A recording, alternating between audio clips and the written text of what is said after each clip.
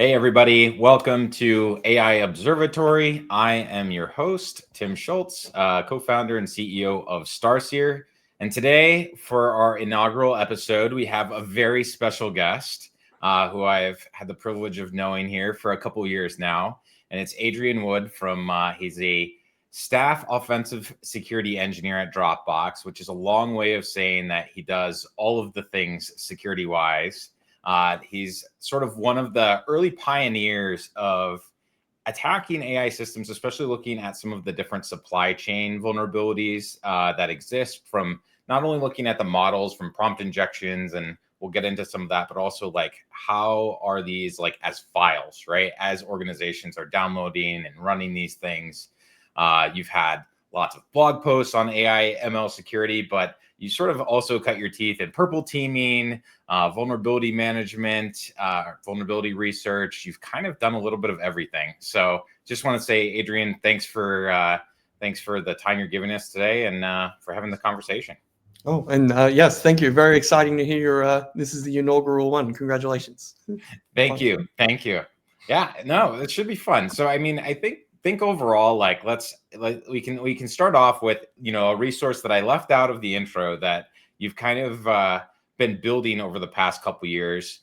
So it's called the OffSec ML Wiki, and I think this is something that's really cool. I was first exposed to this when I was on the Verizon's AI Red team, was building that out, and I was like, oh, this is a really nice actual like almost repository of like real attacks that have been tested out. It's sort of, the thing I equated it to was essentially atomic red team for ML systems, right? Because that's kind of how I think about this, as far as, I did my time at MITRE, right? And so MITRE attack, and then there's Atlas. But one of the challenges with Atlas is there's a lot of papers, right? There's research papers, and there's not necessarily like, all right, well, what do I do with this? And that's what I thought you sort of did a good job with that. Like what was the inspiration behind starting it? What drove that? Yeah, you pretty much nailed it. I was doing an engagement at work that involved ML ops pipelines, and my goal at the time was I'm gonna try and poison a model, but that sounds super hard. And a lot of the resources that I found were all papers with no code. And I really wanted the POC or GTFO type situation. And I had a heck of a time finding something to help me modify the ground truths of an LLM. And this time we're talking about like GPT 3.5 was like the best thing, but commonly people were using BERT models and things like that. Yeah. And yeah, so it took a long time to find this particular tool, and I was like, man, as I got into this assessment, it kept happening over and over again. And by the time I was done, my notes on like offensive ML had gotten fairly extensive, and I'd also sort of stumbled on this tiny little community of people and realized that a lot of the work was going underappreciated or not being translated well to practitioners outside of ML. And so I thought I'd have a crack at that. And so what we've ended up with is now a offensive playbook, a defensive playbook, and with a growing corpus of threat intelligence of the different attacks and how they're being used by bad people, not just in like bug bounty or for red teaming. That's awesome. And I mean, it's such a great resource, especially building out the defensive side of things too. That was, I'll say, one of my, we'll call it pet peeves with MITRE Atlas was, and as like, I've done some contributions to Atlas. There's some really good things about it, but that was one of the things that if you go to like model hardening, like for at least a while, I haven't checked it today to see if the latest updates have, but it essentially just says like hardened models. You're like, okay, like what does that mean, right? And so I think that's where having that practical resource, like you mentioned, is super valuable. I'd invite anybody watching this or listening to go and check it out. But the other thing the next part I want to really like tag off of that you mentioned is around that like sort of there's a lot of bridges that need to be built between communities, right, as a part of this. And I think that was one of the things that I also saw early on. It's like you have in one bucket sort of this AI researchers and like adversarial ML and some of the like, all right, let's get deep into the math and figure out like, hey, if I can, get the math to work this way, then it has some crazy outcome, right? And I'd almost put that more towards like vuln research. But I feel like there's just a lot of different parts and sects of AI that are on like not really widely known about. I mean, interpretability and mechanistic interpretability is another one of those that, Yes. and it's like trying to figure out, all right, how do I take this kind of like very academic researchy thing and then operationalize it or bring it to make security people aware of like, hey, this is how this works and this is why you should care. Like, I feel like that's just been an ongoing trend. I mean, what's your experience with that? Yeah. One of the things I tried to do in the organization of the resource was to organize it around where you are as an attacker. Like what system are you currently sitting on? Are you sitting on an MLOps system? Are you sitting on a Kubernetes-based Kserve system? Yeah. Do you have access to an endpoint? Do you have access to embeddings? And to help people understand what they can do next, because that's one of the big things. If you're not in the ML security space, you could be on a machine but without a good understanding of what is possible. Like, for instance, I don't think it's commonly understood outside of ML communities that embeddings can be trivially reversed back to text, right? Mm-hmm. Whereas in the ML space, that's in my experience, like many people know that. Yeah. Yes. I think that's and I think those like joint resources are really valuable, but hard to find because I think with AI, like one of the interesting things, and this is like I'll call it an overall trend, is right. We've almost skipped a couple. Like AI has skipped lots of steps as a whole, right? But it skipped a number of steps that were there that we're used to with like technology and maturity, even at the bleeding edge, right? It's typically been like you have researchers, they do the research thing, someone figures out how to like move it more towards a product, and then you have like again more maturity on the product and engineering side to sort of hit scale and all of that.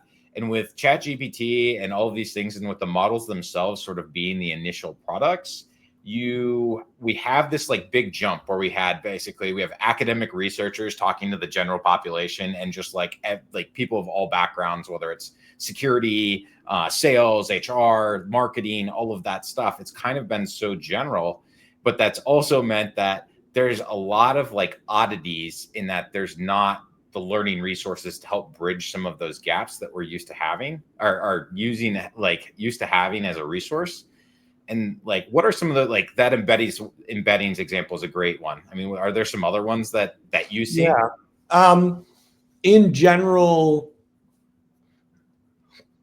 I would say transferability as a concept is not like landed well with people. So in the resource, I've tried to tag as metadata a lot of things, a lot of Easter eggs in the metadata of the site, actually. The whether or not an attack is transferable across other families of models that I have tested. Because as you say, like when you have like a model first kind of product approach, it does mean there is universality to the attacks that you will suffer as a business. And that is a significant leg up for the attackers who can do a lot more offline to your system testing and then just show up with something very good. Previously, if you wanted to do things like that, you needed to either have access directly to the underlying model, and I'm thinking about work that's been done to like reverse engineer malware engines using things like the Ember dataset and Zorro datasets. Yeah. And then you've got attacks like proof pudding, where people were figuring out how to invert models, I believe is the right term to use in this attack, Yes. using like tidbits of information that were exposed. But once you've done that once, it's going to transfer well to other customers. But there was a lot of upfront black box research that needed to be done. And with these kinds of systems, it's not quite the case. And that's a pretty dangerous concept, I think, for product design. Yes. The commoditization of models has been good from everybody has access to them, but it also means everyone has access to them, and you can sort of accelerate attack research. This is where, for anybody that wants to nerd out on some of these things too, there's, I think, if I'm remembering right, the paper was from Cornell. It's on essentially universal embeddings, and they do a really nice job of sort of showing how, I think they took a vector database and showed how you could essentially reverse what was in the data. And people looked at vector stores as sort of more secure than they are. And I think that's the other piece of this, is that because models have been essentially talked about, and you keep hearing, like, I still hear it these days, right? Models are a black box, right? And that almost calls back, or it reminds me of the security through obscurity. And it's like, well, we don't understand this yet. So it's kind of secure by design, in the sense that we don't understand how these things are broken apart. Now, obviously, that's something that with interpretability, with some of the other things we're talking about, like that falls apart really quickly. But I think the impacts of that are not like well understood yet. And some of the attacks and all of those things are becoming, they're coming. It's just when are we going to see them have like a real impact that starts to get people, say, maybe not more excited, but more aware of why these things are such a risk. Yeah. And it's interesting that some people, when faced with a black box where the attacks may not be well understood in, say, their universality or such as you put it, like that they default to maybe that is security through obscurity, when something like that, not being able to fully understand what is going on under the hood and why, to me makes it inherently insecure. Like I feel the complete opposite to these people. That's exactly what Carl, my co-founder, that's always what, like, I mean, he's got a vulnerability research background, and that's exactly right. Like, vuln researchers, like, they're excited about black boxes, because it means the less people that have looked at it, the more problems there are likely when people start poking around. And I think we are, because of some of those barriers of like tooling, right, and some of that, we like getting the right researchers and the right people looking and poking holes into models. I think we're seeing more and more of it now, but I'm expecting we're going to see bigger explosions, like in the sense of like people of certain attack types that sort of move beyond. And we can touch on like prompt injections, right? And I think that's where I'll attribute you, if you want to own it, at least you had my favorite characterization for some of the prompt injection attacks, which is begging, right? And the defensive techniques are also just begging. Yeah, also begging. Yes, yeah. Exactly. Prompt hardening. Yeah. So I think like let's dive into that a little bit, because to set the stage here, I think like one of the things with it too is like with a lot of things, what's old is new again, right? We're discovering like, Unicode attacks and all of those things, right? I remember when people would, it made news that if you put this Unicode character in as your Wi-Fi hotspot, like in the name, that it would crash every iPhone, right? That walked into distance. So I just feel like that's the kind of stuff that we're like reliving, except now it's got nice branding. It's got a new web page, that says, hey, check out this brand new prompt injection attack, or invisible characters, that kind of thing. Yeah. And the like once a generation rediscovery of right to left overrides and things like that. Yeah. Yes. The direction of prompt injection in attacks now that I see is, we have these list of different techniques, Unicode techniques, these techniques using multiple languages, the ones where you're matching delineation or taking on a persona. What are many of the attacks that work against GPT-5 are just all of them at once. Like you just take all of the techniques at the same time and glue them together, and good things start happening. Yeah, that's interesting to watch that develop, where like we don't really see a technique stop working. It just needs to be done with another one. Yes, it sort of compound. I mean, I feel like it sort of, again, there's a lot of parallels with how we've seen security like develop as a whole too, because I feel like this is right. It's easiest to test against one thing at a time, right? Almost in a vacuum. And then it's like, okay, well, what if I combine these two? Are you looking for correlation between them? Right. This gets to how detection engineering has sort of evolved. And it feels like, again, we're relearning the lessons of the past and how some of these things have worked. Because I feel like, especially like going outside of AI for just a moment, and like purple teaming, that was one of the things I always talked about was procedure variance, right? You can accomplish the same goal a lot of different ways, right? The one I used to always use was around like whether you type in task lists in the command line, or essentially, get process in PowerShell, or do a Win API call directly. Those actually have different logging sources, right? There are different ways that people or attackers might use that, but there's also legitimate ways too. So it becomes really difficult to figure out like how we do that. But you need test suites that essentially have all those variances, and you need to be able to mix and match in order to sort of combine them. I mean, do you see, like, I'll ask the hot button question, right? Do you see prompt injection as a vulnerability in the models? Is that something that, one, is a vulnerability, and two, like, separately, can it be solved? Or do you think this is just here to stay?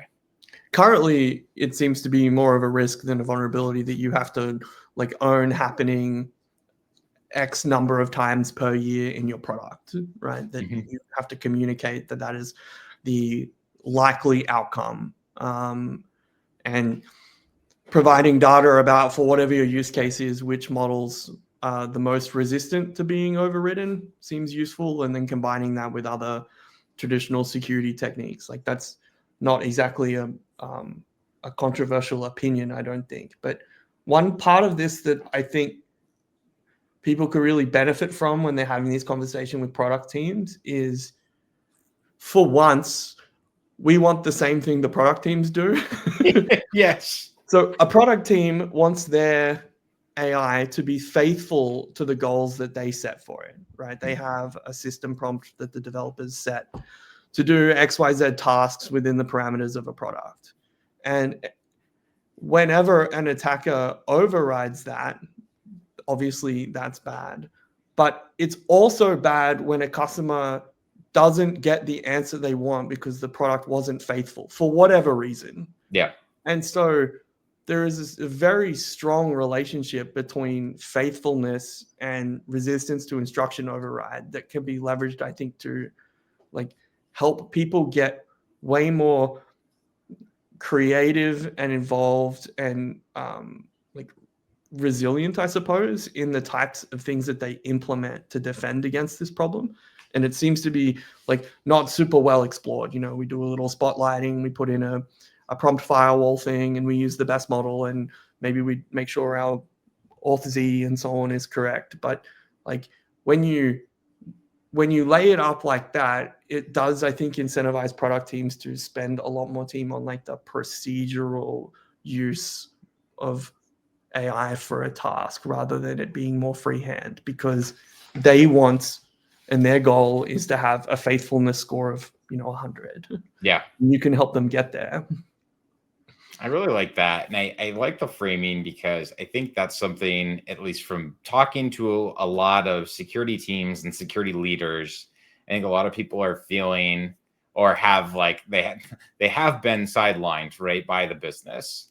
And because they've said no too many times, and people want to move forward with AI regardless, and are going to move forward with AI regardless. They have the, whether it's a mandate from the CEO or the board. So I think that's where, like, looking for those opportunities where security can actually be a partner and sort of ride along and help. I do think there's a lot of overlap here, like you said, between product teams and working with them. Yeah. I think that's something that the good teams are going to continue to embrace. I think that it's going to be the new normal. I think that's really the challenge. Is it kind of really changes the paradigm that most security teams have been operating under. Is that they have been the, hey, we are the the line in the sand, the no, right, potentially. And now, because the calculus has changed, people are having to readjust. And I think that's been a little bit more jarring than most teams were expecting it to. Yeah. I mean, the dream of this technology is that it can do a bunch of what we would consider to be dangerous actions on your behalf, right? Yeah. And that dream is very close, if not here, for many types of tasks. And so, yeah, you're going to have a hard time not getting on board. And I think the best way to navigate that problem is say, like, what you want is what I want. You want a faithful model, and I want a secure one. And like, our goals are actually aligned on this. Yeah. Well, and that brings us into, the fun topic of, buzzword bingo, but also like it does have some meaning, agents, right? Let's talk agents. And because that was one of the early on things, right, with chatbots and all of this was, well, what is the impact, right? Whether it's prompt injection, jailbreak, all this stuff, like who cares, right? We have human in the loop, and now it's all about removing the human in the loop, because guess what? Humans need to sleep. So we need, autonomous agents doing all of this stuff. And maybe, a human can go audit some, one of the 10,000 things that. And no one liked Windows Vista's UAC spam either. Yeah. Yeah. Like, I just feel like, we're now moving more towards like much bigger impacts. Right. And I think like the more autonomy we give the agents in order to, again, like you mentioned, sort of achieve those dangerous things or useful things, right, for us, that heightens the impact, that heightens business impact, team risk, like. And I think that's where, especially as now everybody has fully embraced that we're going to do experiment. Now you have this like sprawl, right, of like, all right, this team is using these agents because they need, marketing agents. We need, research. We need all of these things, like. And I think a lot of teams are just coming under the like, how do we even start to manage all of these things? Right. And I mean, I'd ask, like, I mean, what have you seen? What are your thoughts on like sort of trying to take all of these agents and the different, orchestration software and things people are using? Like, have you seen any success yet? Yeah, but it's tricky because, like, if we just rattle off some popular agent assistants that people are using real quick, as many as you can in 5 seconds: Cursor, Claude, Codex, Windsurf, Copilot. You probably just hit 99% of the market with that. So yeah, I think you're probably good. Yeah. All of these tools have different. If these are deployed in an enterprise environment, and let's say you have somewhat permissive software onboarding processes, then you probably have at least 3 of these things, but more likely you've got 5. Right? Yeah. You get Copilot for free, basically. Yes. So all of them have different administrative interfaces and methods and capabilities. So you have to control all of them differently. So some of them, like Claude, you need to push an administrative file to every machine through the appropriate directory with some stuff in it that it lets you control. That's now on the user's machine that they also control. And things like Cursor have a web app for some administrative functionality. So that is a challenge when we onboard more things, and now we have to try and wrangle them all. And they are not all at parity with one another in those capabilities, or even giving us capabilities to control what MCPs are installed, what model is used, or what API keys can be used from a routing point of view. Yeah. And yeah, that is, I think, problem number 1 for teams is probably figuring out what they're going to do about that, to either encapsulate all of them with a single way to administer them, or make decisions about winners and losers. of who gets to stay and who gets to go, because it's probably not reasonable to ask most teams to admin 7 new tools instead of 2 or 3. I feel like that's one of the areas that like sort of gets back to why it's so important to have security in these discussions, and for the security teams to sort of make sure they can be involved, even if they're not going to be able to say no to things, trying to limit and approve, right? Like, hey, here's 1 or 3 different things. Like, let's stick to that because we can manage these.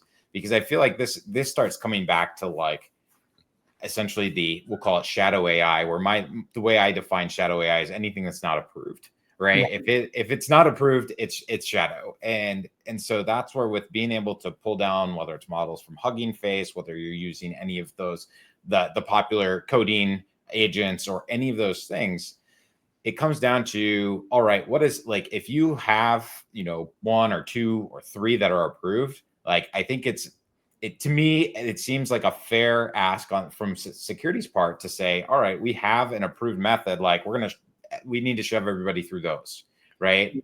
And we're going to block or stop anything else that isn't approved in that, because we have an approved, agentic coding solution or, web browsing solution. And I think that's where teams can start doing like asset inventories of just the AI models, things, right? And I think part of this only matters for a certain amount of time, because AI is going to infect everything even more than it already has, right? There's a small amount of time we're in now where there are things that have AI and things that don't. I suspect it's all going to have AI here in the next year or so, if it doesn't already, just because, right? Yeah. Investors, people are all demanding it. Hey, I want a chat bot that helps me, fill out this form so I don't have to go and click through each of the things. I want to, talk to it and vomit everything and it'll fill it automatically. And it's like, that stuff can help. It just means you're going to get, again, that sprawl across the whole business. Yeah. And there's so much to cover here, from the integration of browser related tools here, which break way more things than I think people realize when it comes to, the detection of typical attacks that leverage things like Chrome remote debugging, which is now a thing popping off all over the place as people use agentic browser tools within Claude and Cursor. The model choice matters so much from a privacy point of view, but also, as the rate of like semantically correct code has gone up, the rate of vulnerabilities in said code has stayed relatively flat, as in more of them compile. Yeah. And yeah, teams are probably finding out that the auto model choice in many of the tools that they use is, well, the cheapest model, and in many cases the one that hallucinates the most packages, or it writes the most insecure code.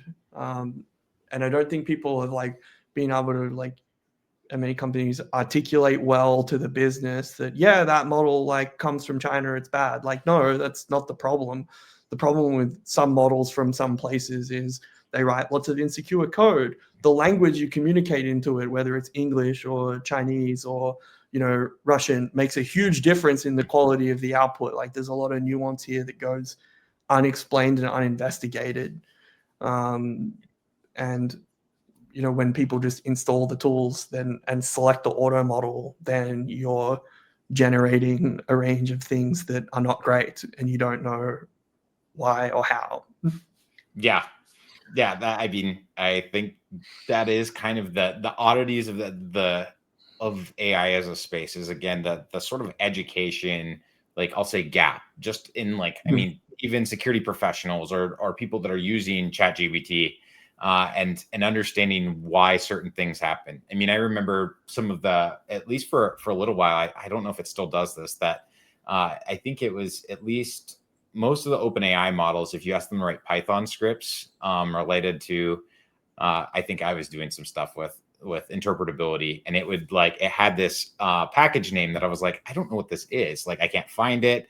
Is this just, and it turned out it was actually an internal OpenAI package that several people had gotten, but of course it didn't exist on the web. you couldn't magically get it to call, but it meant that it was just an annoying thing because, of course, you got to go remove that from every suggestion that it gave for a while. Right. Or you go squat the package and yeah, exactly. Or that, then there you go. You pop a bunch of shells, like no problem. Yeah. No, that's interesting. And like, how are you? I'm flipping question around on you. Yeah. How are you finding like mechanistic interpretability in the coding model space? Like, what advantages can we get from that in understanding like the origin of, say, what you're talking about, or a vulnerable package, or a cross-site scripting that makes it into into the models. Yeah. So I think there's what's really interesting about interpretability is that you've got some like different places that it can be put to help. And so a lot of this stuff I'll say is I'll caveat with like there's some experimental things, there's a lot of this, but I'll cite the public sources and stuff when I can, where let's tackle coding first, because this is, and I'll say post-training, right? Models that have been deployed and people are using it. And like this was something that I think generated some headlines. What was it, the last 2 or 3 weeks ago, or I don't know, might have been a month. And there's an early report that CrowdStrike had showed that, right, if you, depending on what type of developer, if you were from, a Chinese minority, then it would actually give you, like DeepSeek would give you less secure code, right? Yeah. And so is that like, there's two parts there, right? Is one, can you mitigate that, right, as a whole? And I think that's where like I'll call it runtime interpretability, right? Is like that's the kind of thing that I think can help with like how do we remove whether that's a bias, whether that was poisoned, or there's lots of questions on like the origin or root cause. But how do you make sure that those things aren't going to necessarily show up in production and you get consistent level of secure, or what you think is secure code? I think that is the type of thing where sort of curbing that behavior, that is something we've seen with like steering is what I'll use as like, imagining, right? If you're the thought process of the model as it's making its decisions, and you can measure where is it like making that determination, and then sort of steering it back into the, all right, no more secure code, or don't use less secure counterparts. So that's one place to look at it. But I think the other piece that sort of gets to, and again, this is almost more probably like behind the doors of frontier model providers, is looking at like, how do you like start leveraging interpretability as part of pre-training, right? And measuring the specific data that's going into the models themselves. And I think that's the kind of thing that's really interesting, is being able to sort of use that. There's a couple of like, we'll say end-to-end, where people have done like open training. Like they've showed like, hey, here's a recipe for doing the training. So I mean, that's some of the stuff we're going to continue to look at, is like, can we make this association in training, from post-training to pre-training, right? That this specific data essentially is why this is showing up. And there's some other companies tackling some of this stuff too. One called Hardshell.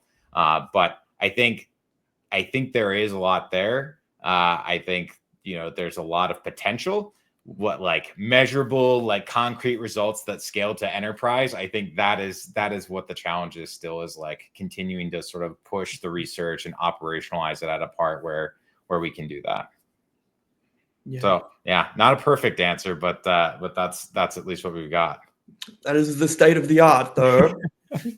Exactly. Well, let's close up on a positive note. Like, what are some of the positives you're seeing with, like, I'll say defense, or at least, what are some bright spots with AI defense and some of those techniques or things? Okay. It doesn't have to be related to like prompt injection or anything. It can be in like, we'll say like supply chain, or I guess, what are wins that you would say that we've seen? Can I also give one exciting offset thing too, please? Absolutely. Absolutely. Right. I'm never going to say no to that. All right. I think the dream of C2-less malware is upon us. Mm-hmm. Dreadnought had a piece come out for a thing called LolMill, I believe it was called. Yeah.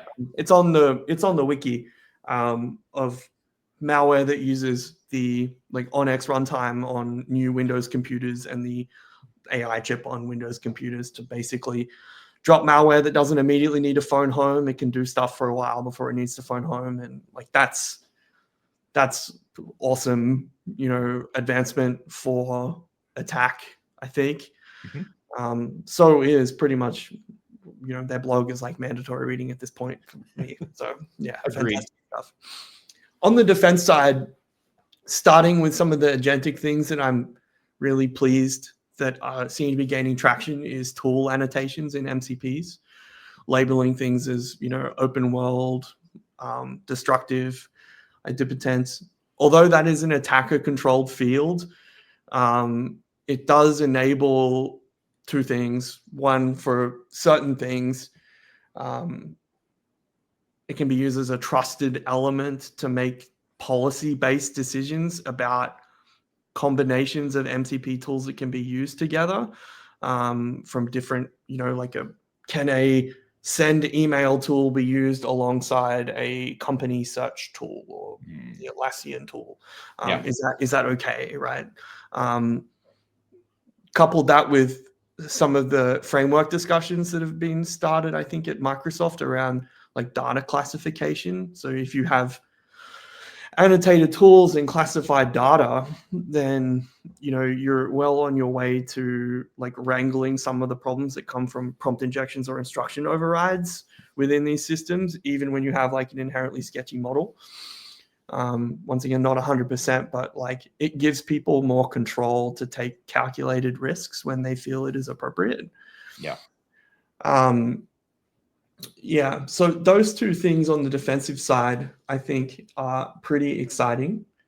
Another thing on the defensive side is it seems like when you use your frontier models effectively as a wrapper instead of doing complicated best of breed type setups for wrangling SOC type data like threat intel data, raw network data, and so on, that you actually get better results, meaning a simpler approach to triaging or tier one analysis is actually the better one. I think that's kind of cool because it means that, on the offensive side, that has been the case. I think for many people have discovered that like simply just using the big model is an effective way to get stuff done. So it's also good to see that on the defensive side, a simpler approach will help you get stuff done. I won't speak to whether or not the accuracy of that is worth it for most teams at this point, but the accuracy seems to always be going up. Yeah, those things are what comes to mind to me as like some of the more exciting developments. I think we'll continue to see some interesting thing happens with tool annotations and that in the future in ways of maybe analyzing what a tool is annotated for and what the tool name and underlying prompt does as a way of maybe detecting some interesting edge cases. But yeah, that's what comes to mind right now. That makes sense. I mean, I think that's where, to me, a lot of this, again, I keep drawing the parallels to security because I think that's why, like, I think a lot of security people have found a success, frankly, coming into AI world. Maybe even if they don't have the AI PhD or something like that, it's like part of this is like we have had to deal with adversarial relationships, right? With like, adversaries trying to attack businesses, systems for a long time. And so you can't rely on one single solution, like a silver bullet, right? And that sort of has felt like that was the initial approach by the AI space on trying to tackle AI safety or alignment or any of those, is like, hey, a mathematically provable solution. And I think there's a lot more practical and pragmatic solutions that come from like how we've done security for a long time, which is building systems around it, looking at what is identity, how do we manage access to capabilities, tools, resources. And so that's awesome to hear. Yeah, I think you touched on something that was a couple of years ago. Joshua Sachs in his keynote at Camelus mentioned like he basically did a retro on his career working in ML from like 2010 to, I don't know, call it like 2018. Yeah. And like the recurring theme was that financial incentives led them to try to apply ML on increasingly complex things, right? Like ML for catching APTs instead of ML for triaging all of the easy BS that fills the queue so the human can't go look for the APT. And I think like what you're touching on is basically the same thing happening again, where like you get those wins and you start to feel like maybe if you just do one more, schema change or something like that, that you'll be able to achieve the dream of doing all the complex things, but like using it to tackle some of the easy things needs to be reevaluated again because we've already learned this. We should have already learned this lesson before. Yeah. Oh, that's exactly right. Well, awesome. Thank you for coming on and again giving us an awesome rundown of sort of the state of, I'll say, offensive, defensive, security, agents, a little bit of everything with AI. And yeah, thanks for coming on. We sort of sprinkled across a range of things. That was really fun. Thank you, Tim. Yeah, awesome. Cool. Well, thanks everybody for joining us, and we'll be back for more in the future with other guests. Thanks all.